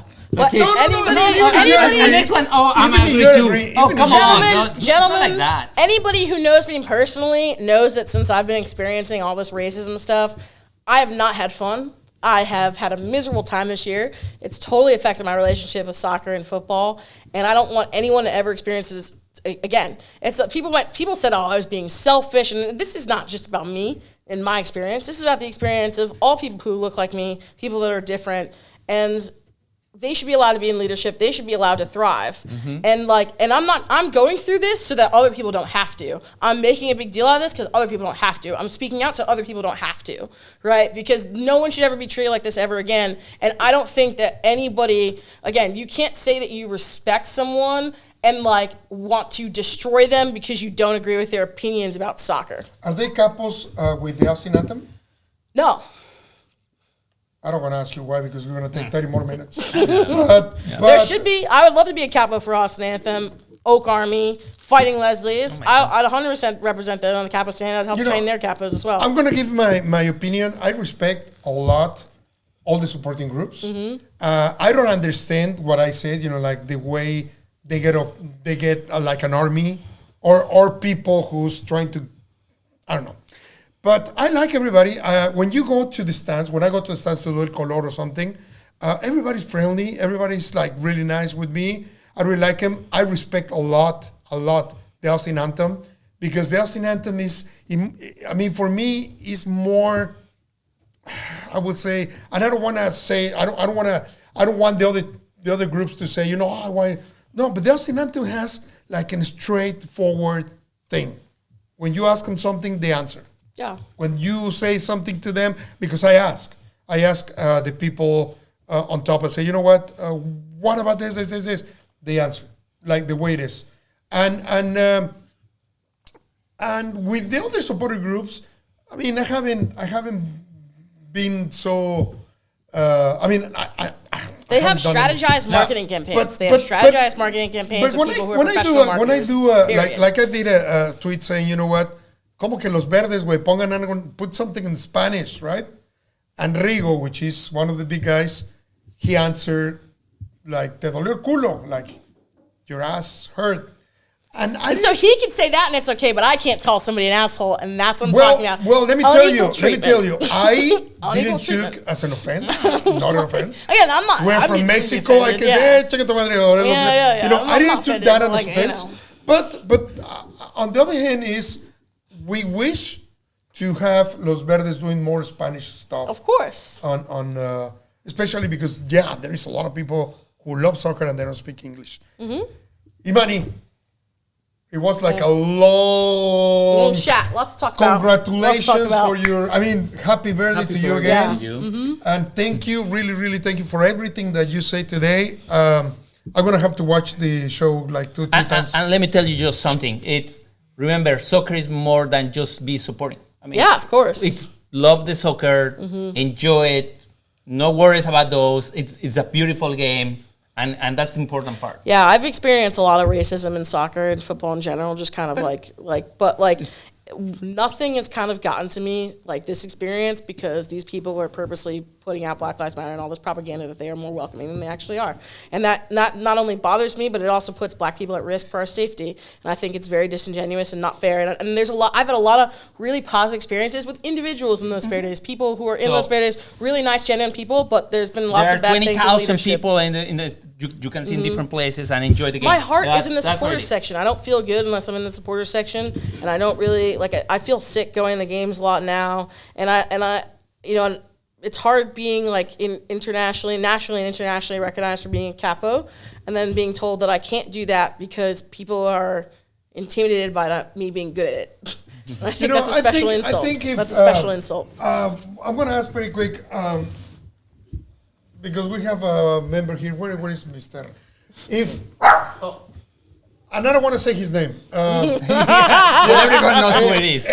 Persona que está por allá. So, if somebody asks from the Austin Anthem to have, to be... Hold on. Agarra el pinche chiqui whisky. Chiqui whisky, cállate. Persona que está por allá. So, if the Austin Anthem asks... the whatever supporting groups to let them have a capo, do they let them? No. That's something just for the Verdes and Murga? Yes. The capos? They decide. The Murga decides. It's wrong. It's a way that they're manipulating people for power. La Murga, yeah, they're manipulating people for power. Now, the reason that what they use to decide if you go is you have to go to all the practices. But you don't, though. But you don't. People go to all the practices, no. And they still, because they know there's a big waiting line of people that have had more influence or more practice in the game, and there's a long waiting list. That's fine, I guess. And we're gonna have to have another show of that. Yeah. So I already did it. I'm gonna invite Rigo and Gabriela, and there is one more thing. La 512, they have capos. Yeah, but they're also in Murga though, so they're repping Murga more. So they kind of use I love La Cinco Doce. I love them. Everybody involved with them. All those guys are wonderful. The guys and ladies that do that. They're also here for bold games, so they didn't just show up with the lights and cameras. They legitimately love soccer, and they've been here for the supporter culture before all the cameras showed up. And I have a huge amount of respect for that. And I think sometimes they can claim, we have La Cinco Doce here, so they don't have to invite Anthem, or they don't have to invite Oak Army, and they don't have to invite Fighting Leslie's, and they kind of use it as a pawn. But Have the Austin Anthem request to have a couple once in the life? Señor de allá? No. Never? Because they'll say no. that could change. That could change. I think I have asked. This is That could change. This is something. I'm in Austin Anthem. I'd be happy to represent Austin Anthem, Oak Army, Fighting Leslie's You should ask. as a capo for them. Yeah. We're gonna ask that. I mean, they're gonna say, care. what the fuck are you? I mean, Yeah, who cares? exactly. But this is important. This is something that happens in football culture. When they say Los Verdes community and culture, this is not really what is happening in real life. Yeah. There is no culture and there is no community if you have the total control. It's a dictatorship. Absolute power corrupts. Absolutely. It's just as simple But as anyways, that. I'm gonna let's have his Let's get the other side. the other side. We'll see. They'll probably have some coordinated response. They'll probably spend all week figuring out a response. Like basically, No, probably they're gonna be. Yeah, here. they're I mean, I tell was you, never allowed to I defend have- myself. And so. honestly, I'm telling you this. I never told you before, but next week we don't have any guest because we had in mind that if you talk something, we want to have them as a reply. space to Good. respond. They're gonna probably have 3 meetings this week about what to say because they can't be Okay. honest. Pero que se ponche con la lana, los cabrones. Put down. Let's see what you got, Bowie. Señores, thank you very much. I really want to thank the guys from Football en Vivo. They are patiently waiting for the studio. I'm sorry, guys, but they're going to have Football en Vivo tonight. And thank you very much, Imani, again. Feliz cumpleaños, and thank you. And as I'm saying, thank you for being so honest. Yeah. Miguelito, this was different. Completely different. Yeah. I'm not going to be able to sleep tonight. No worries.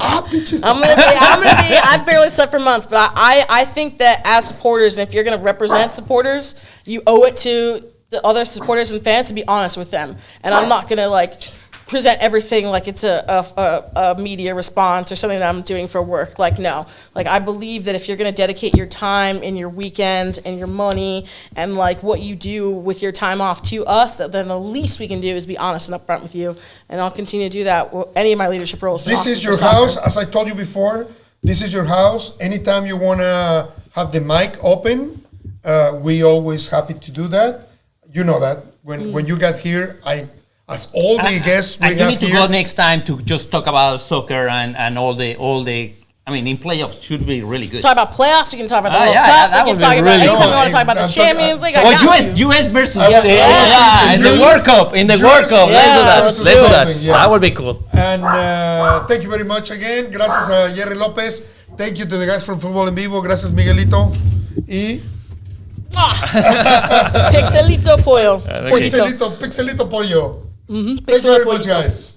Bye. Ciao. Bye. Hasta luego. Arrivederci.